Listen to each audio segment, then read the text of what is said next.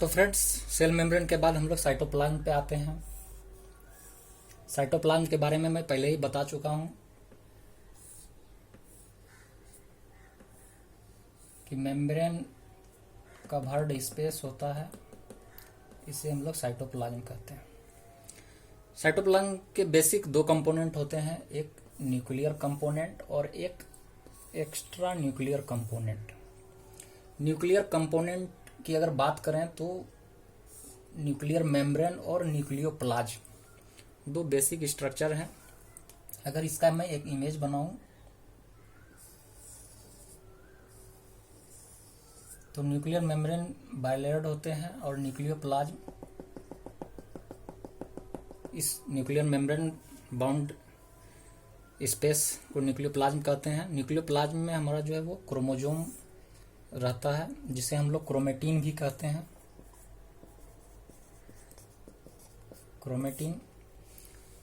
Chromatin basically DNA यानी deoxyribonucleic acid plus histone plus non histone से मिलकर बने होते हैं। तो डीएनए जैसा हम जानते हैं कि यह एसिडिक होता है और हिस्टोन जो होता है यह बेसिक प्रोटीन है, बेसिक प्रोटीन। तो ये एसिडिक है, इसको न्यूट्रलाइज करने के लिए बेसिक प्रोटीन होते हैं। इसके साथ नॉन हिस्टोन प्रोटीन भी होते हैं जो ऑर्गेनाइज्ड वे में क्रोमोजोम या क्रोमेटिन बनाते हैं। तो क्रोमोजोम की बात करें तो बेसिकली 4 तरह के क्रोमोजोम होते हैं, मेटासेंट्रिक, सब मेटासेंट्रिक, टेलोसेंट्रिक और एक्रोसेंट्रिक। तो क्रोमोजोम के ये जो 4 टाइप हैं यह बेसिकली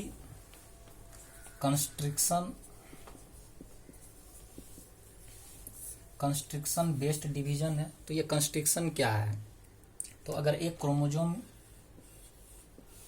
की बेसिक स्ट्रक्चर बनाए तो इसमें एक कंस्ट्रिक्शन होता है जिसे हम लोग प्राइमरी कंस्ट्रिक्शन कहते हैं।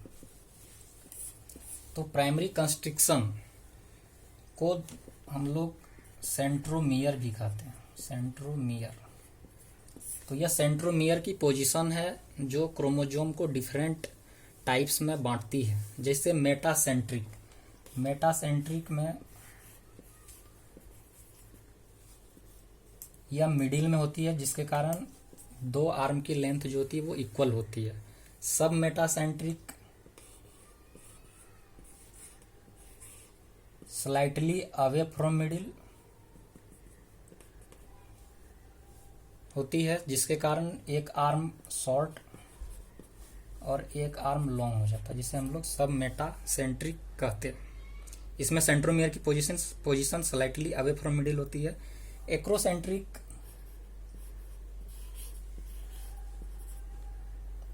टुवर्ड्स एंड की तरफ सेंट्रोमियर की पोजीशन होती है, जिसमें एक बहुत शॉर्ट हो जाता है और एक बहुत लॉन्ग हो जाता है।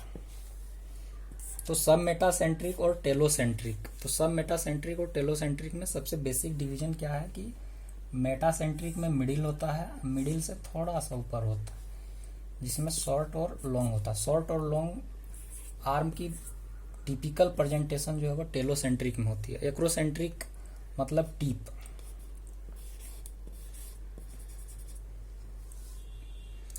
यानी टर्मिनल क्रोमोजोम, इसे हम लोग कहते हैं टर्मिनल क्रोमोजोम। इसमें टीप पर प्राइमरी कंस्ट्रक्शन होती है। तो न्यूक्लियर में न्यूक्लियर मेम्ब्रेन, न्यूक्लियोप्लाज्म होते हैं। न्यूक्लियोप्लाज्म में क्रोमोजोम होते हैं। क्रोमोजोम में डीएनए, हिस्टोन और नॉन हिस्टोन प्रोटीन से मिलकर बने होते हैं। क्रोमोजोम की टाइप जो है वो 4 होती है, मेटासेंट्रिक, सब मेटासेंट्रिक, टेलोसेंट्रिक, एक्रोसेंट्रिक, जो कि कंस्ट्रिक्शन बेस्ड है। और कंस्ट्रिक्शन कैसी है? प्राइमरी कंस्ट्रिक्शन, जिसे हम लोग सेंट्रोमियर कहते हैं। सेंट्रोमियर की पोजीशन के आधार पर हम लोग क्रोमोजोम के टाइप को बांटते हैं। अब आते हैं हम लोग extra nuclear. Extra nuclear component में endoplasmic reticulum, Golgi body, lysosome, peroxisome, mitochondria, ribosome, यह मेनली है। एक और है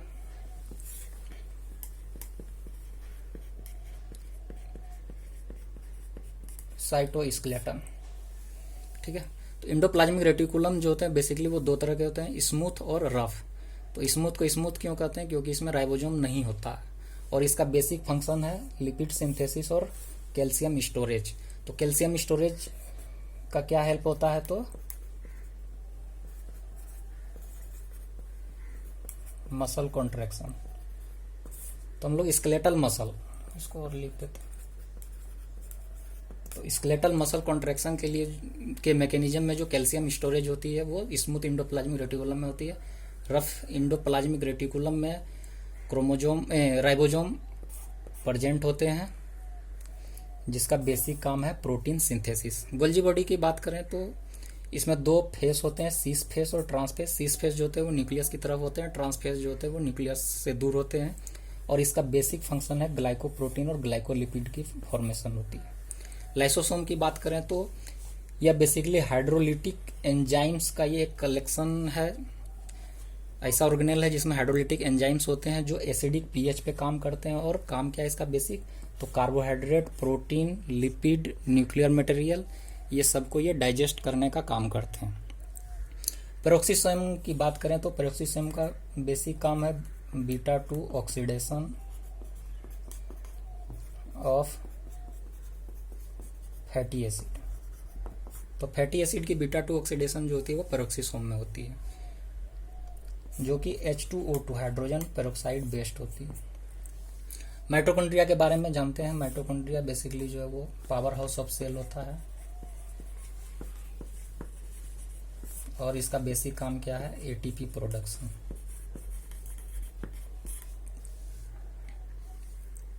अब आते हैं हम लोग राइबोसोम। तो राइबोसोम हम लोग बेसिकली राइबोसोम का फंक्शन क्या है? तो राइबोसोम का फंक्शन है रफ इंडोप्लाज्मिक रेटिकुलम में जो है वो प्रोटीन सिंथेसिस में वो हेल्प करता है। तो राइबोसोम की अगर बेसिक स्ट्रक्चर की बात करें तो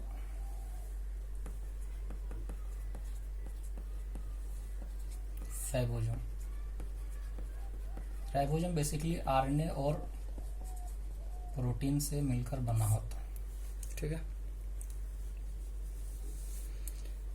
तो राइबोसोम जो होते हैं वो प्रोकैरियोट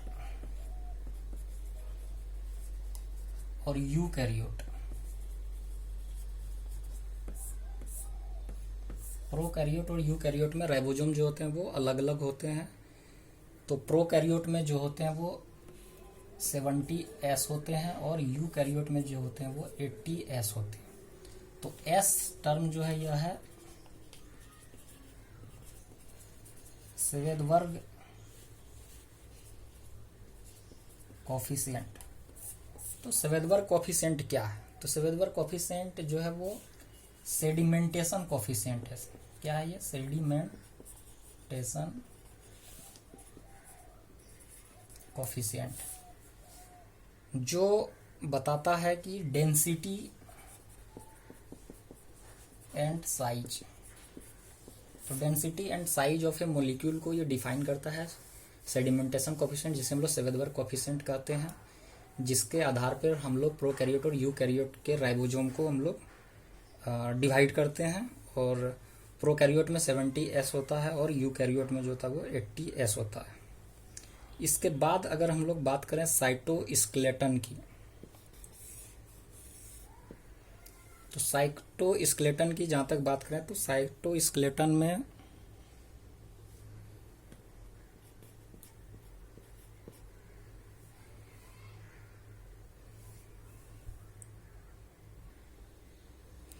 तो साइटोस्केलेटन की बात करें तो साइटोस्केलेटन में हमारे जो है वो माइक्रोट्यूब्यूल आते हैं, माइक्रोफिलामेंट्स आते हैं, माइक्रोट्यूब्यूल, माइक्रोफिलामेंट और इंटरमीडिएट फिलामेंट्स, ये 3 बेसिक कंपोनेंट होते हैं। माइक्रोट्यूब्यूल के बारे में अगर बोला जाए तो यह सेल डिवीजन में हेल्प करता है और सेल डिवीजन में बेसिकली यह जो है क्रोमोजोम के मूवमेंट में यह हेल्प करता है, ठीक है। माइक्रोफिलामेंट की बात करें तो यह मसल के कॉन्ट्रैक्शन में हेल्प करता है और इसका एग्जाम्पल एक्टिन और मायोसिन। तो एक्टिन और मायोसिन जो है वो मसल कॉन्ट्रैक्शन में हेल्प करते हैं, जो बेसिकली माइक्रोफिलामेंट है, और इसके साथ इंटरमीडिएट फिलामेंट होते हैं। तो माइक्रोट्यूब्यूल, माइक्रोफिलामेंट और इंटरमीडिएट फिलामेंट, ये तीनों बेसिक साइटोस्केलेटन है, जो ओवरऑल अगर हम फंक्शन की बात करें तो मैकेनिकल सपोर्ट, मोटिलिटी और सेल के शेप को मेंटेन करता है। तो ये है साइटोप्लाज्म की बेसिक कंपोनेंट, उसके स्ट्रक्चर, उसके फंक्शन